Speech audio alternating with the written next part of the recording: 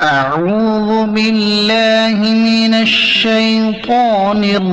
الرجيم. بسم الله الرحمن الرحيم. يا أيها المزمل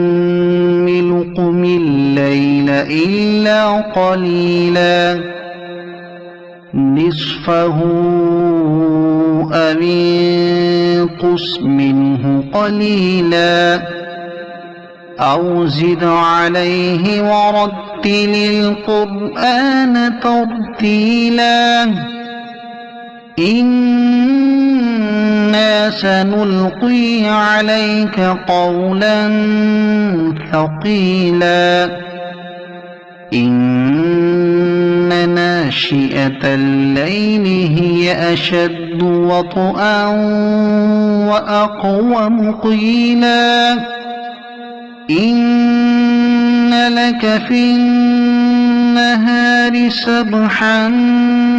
طويلا واذكر اسم ربك وتبتل إليه تبتيلا رب المشرق والمغرب لا إله إلا هو فاتخذه وكيلا واصبر على ما يقولون واهجرهم هجرا جميلا وذرني والمكذبين أولي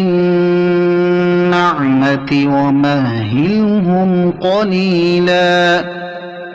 إن لدينا أنكالا وجحيما وطعاما ذا غصة وعذابا أليما يوم ترجف الأرض والجبال وكانت الجبال كثيبا مهيلا إنا أرسلنا إليكم رسولا شاهدا عليكم كما أرسلنا إلى فرعون رسولا فعصى فرعون الرسول فأخذناه أخذا وبيلا فكيف تتقون إن كفرتم يوما يجعل الولدان شيبا السماء منفطر به كان وعده مفعولا إن هذه تذكرة فمن شاء اتخذ إلى ربه سبيلا إن ربك يعلم أنك تقوم أدنى من ثلثي الليل ونصفه وثلثه وطائفة من الذين معك والله يقدر الليل والنهار علم أن لن تحصوه فتاب عليكم فاقرؤوا ما تيسر من القرآن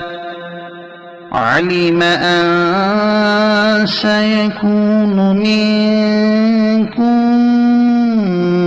مرضى وآخرون يضربون في الأرض يبتغون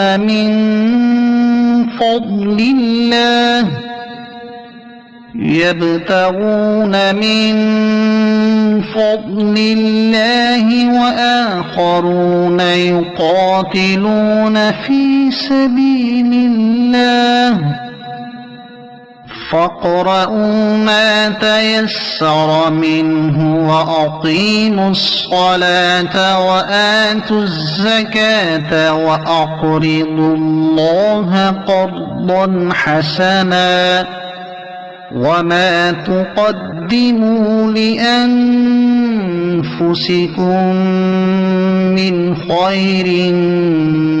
تجدوه عند الله هو خيرا وأعظم أجرا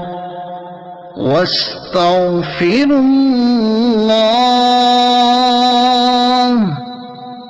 إن